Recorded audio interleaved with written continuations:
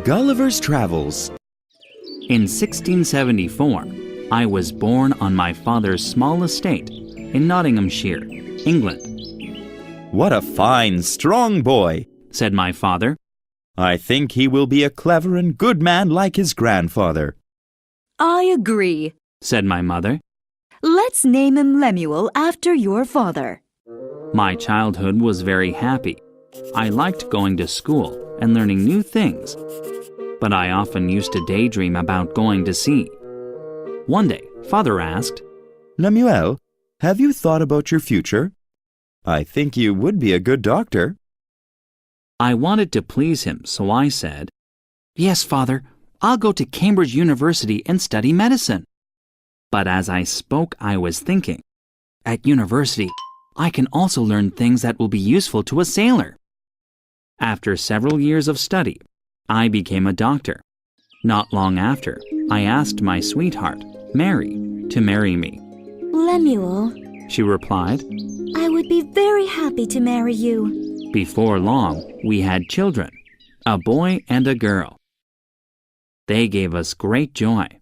I enjoyed being a doctor for the first few years, but then I became bored, and ideas of travel filled my mind.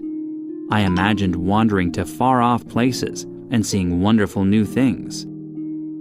Mary, I said one day, I need more adventure in my life. The captain of a ship about to sail has offered me a job as the ship's doctor. Oh dear, Mary replied.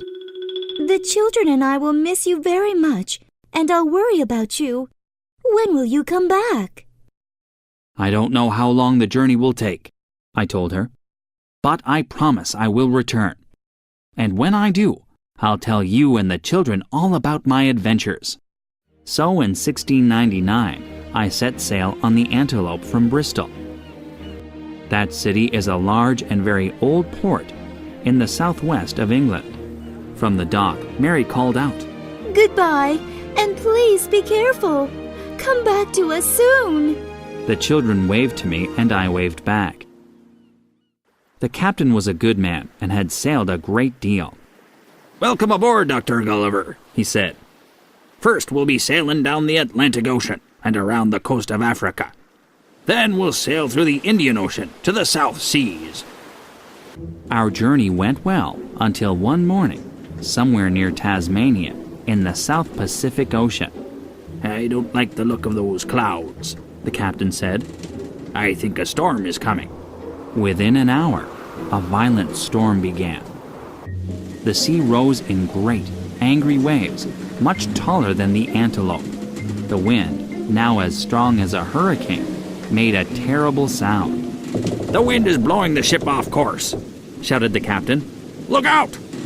Suddenly, with a loud crack, the Antelope hit some rocks and broke in half. The sailors fell into the sea. Many of them could not swim. The ship sank quickly, and I suppose everyone but me drowned. I am an excellent swimmer and swam with all my strength. My life depended on it.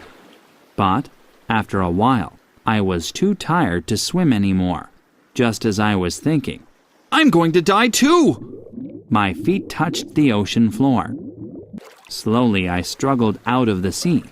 There were no signs of people on the beach, and no houses.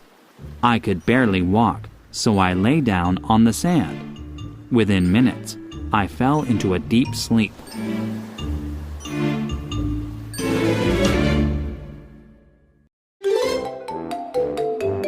Little Fox.